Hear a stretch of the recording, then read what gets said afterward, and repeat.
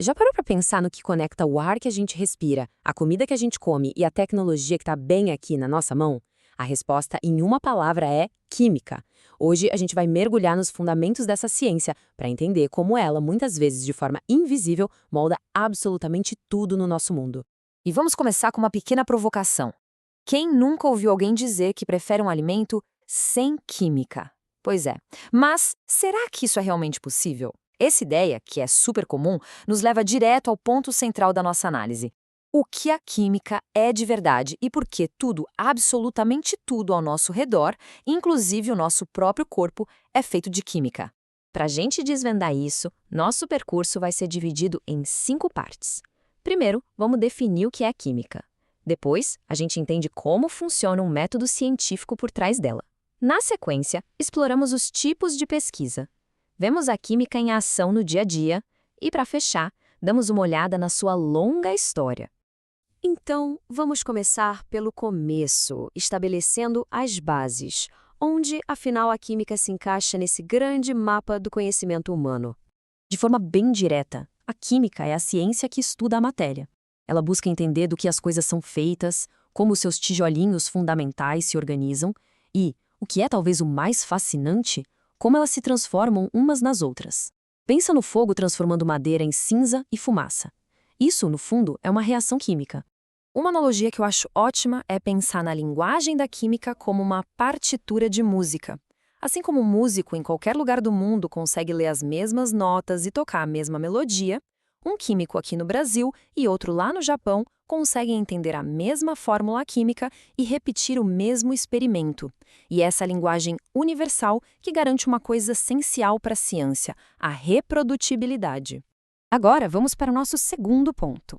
Ok, o conhecimento existe, mas como ele é construído? Como é que os químicos saem de uma simples curiosidade e chegam numa grande descoberta? O processo é um método científico, que é um caminho bem lógico. Tudo começa com a observação atenta de alguma coisa no mundo. A partir daí, os cientistas começam a procurar padrões, ou seja, regularidades. Quando esse padrão se repete sempre de forma consistente, ele pode ser descrito por uma lei. E o passo final é desenvolver uma teoria, que é a grande explicação do porquê aqueles padrões e leis existem. E aqui, olha, é super importante a gente entender que existem 2 tipos de observação. As qualitativas são as que descrevem qualidades, tipo, a solução mudou de azul para verde. Já as quantitativas medem quantidades, usando números. Por exemplo, a temperatura subiu de 20 para 35 graus Celsius. Na boa ciência, essas duas andam sempre de mãos dadas. E aí a gente chega no topo da pirâmide do método científico, a teoria.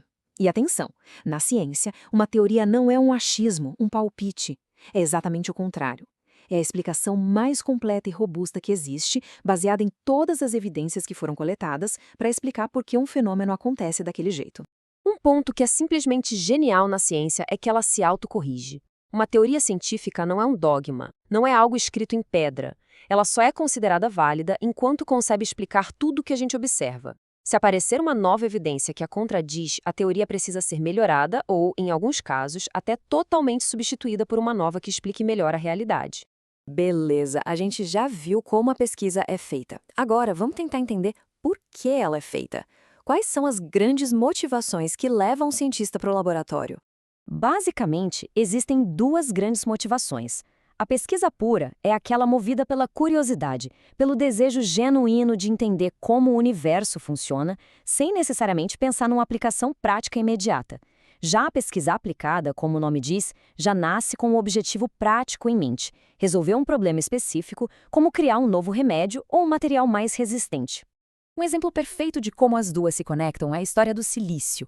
A pesquisa pura, lá atrás, movida pela curiosidade, descobriu as propriedades incríveis desse elemento. Décadas depois, a pesquisa aplicada pegou todo aquele conhecimento fundamental e usou para criar algo revolucionário: as células fotovoltaicas, que hoje estão em tudo, de calculadoras a painéis solares gigantes. Fica claro, né? Uma alimenta a outra. Certo. Agora vamos trazer essa conversa toda para o nosso dia a dia. Onde é que a gente enxerga os resultados de toda essa pesquisa química? A resposta curta é em todo lugar. Sério, pensa naqueles pequenos chips de segurança anti-furto nas lojas. São feitos com polímeros especiais. Ou então, naquela caneca que revela um desenho quando a gente coloca uma bebida quente. Aquilo é pura química. São pigmentos termocrômicos em ação. E a lista é imensa, viu? A energia que alimenta o nosso celular vem de reações químicas dentro da bateria. A tela de cristal líquido, ou LCD, foi desenvolvida em laboratório. Os remédios que salvam vidas, os circuitos eletrônicos cada vez menores, os supercondutores que prometem revolucionar a tecnologia, tudo isso é fruto direto da pesquisa química. Mas o papel da química não é só criar coisas novas. Ela também é absolutamente fundamental para resolver problemas. Entender as reações químicas que causam a poluição de um rio, por exemplo, é o primeiro passo e o mais importante para desenvolver jeitos de limpá-lo e, claro, para evitar que o desastre aconteça de novo. Para a gente ir fechando, vamos dar um passo para trás e entender de onde tudo isso veio. A química moderna não apareceu do nada. Ela é o resultado de uma longa jornada de milênios de curiosidade humana. As raízes da química estão lá na Grécia Antiga, com filósofos que só usando a lógica e o pensamento já imaginavam a existência dos átomos. Essa busca por entender a matéria atravessou a Idade Média na forma da alquimia e finalmente desabrochou na Era Moderna, quando o rigor da experimentação começou a tomar o lugar da pura especulação. E a alquimia, que muita gente associa só com magia, foi uma etapa crucial. Apesar dos objetivos meio fantásticos, como transformar chumbo em ouro, foram os alquimistas que desenvolveram muitas técnicas de laboratório, como a destilação e a purificação, que são a base da química prática até hoje.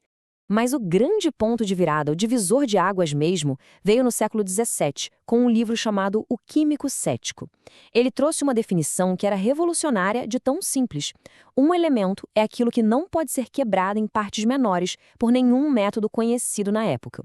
Essa ideia mudou o jogo. Ela trocou o "eu acho que é" pelo "eu testei e não consegui quebrar, então é um elemento". Simples, testável e profundamente científico. E isso tudo nos traz de volta ao começo da nossa conversa.